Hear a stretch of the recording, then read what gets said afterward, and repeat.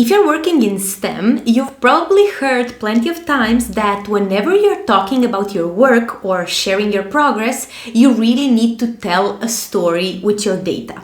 But the question is, and no one really talks about it, how do you even tell a story when all you have is a bunch of data and results that are sometimes even unrelated and that people who are listening to you actually don't understand? So here are a few tips that I often share with my clients that I found pretty useful. So how does one create a story from a bunch of data points and a bunch of facts? In my view, there are really two options here. So you can either go the path of telling and explaining the problem that you're solving, or you can go and really make sense of the work that you did. You can follow your timeline. What does that mean? In the first case that you're focusing on a problem, let's say that you're investigating something, some disease like cancer. In that way, creating a story really starts from the problem itself. Like cancer is a disease that affects, I don't know how many million people per year, and it's a huge burden on public health. So we did this and this in order to investigate that. That's a pretty good way to trying to set the stage for the things that you are explaining. The other way that is often neglected, but it's really also a story, is the story of your research and of your work.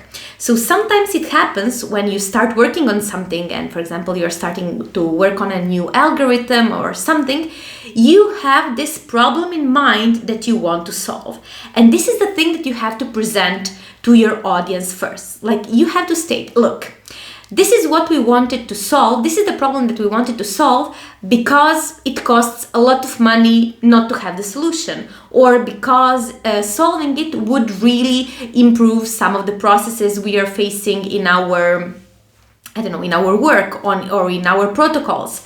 So this is really something more focused on your specific problem than the general problem. And then, as things usually don't go quite as expected, you can turn and use that even in your story. Let's say that you started doing something with one approach, but it didn't work. Then you can explain why it didn't work and say, okay, but this didn't work, and let's see what we did instead and why that worked.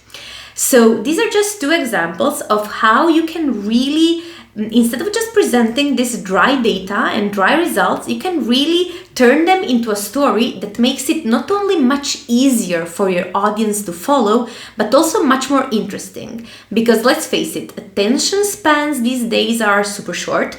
So if we want to make sure that people are listening to us, we have to give them something that is worth listening. We have to give them something interesting, something that they understand the point of why we are even doing it. And this is specifically important when you're talking to people who are not experts in your field. Because of course, an expert in your field might be interested in the data per se or the protocol per se that you build, but people who are not experts in your field are much more impact oriented. And there is no better way to giving them the impact and making them feel the importance of the impact of your work than telling them the story behind it. So I hope that I convinced you that storytelling is a technique that is absolutely worth learning and perfecting. And of course, all of these tips that I just gave you they make sense and it all sounds clear, but actually applying them, it's not so easy and not so trivial.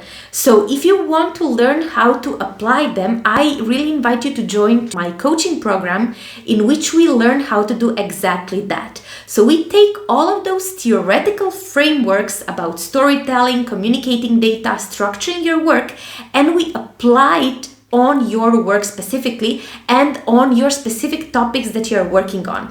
If you're interested in the details about my coaching program, I will leave here in the description below a link in which you can schedule a completely free discovery call in which we can talk about your challenges, talk about what you need and what are your specific problems that you're facing in your work communication wise, and we can see if I can help you and if you would be a good fit for my program.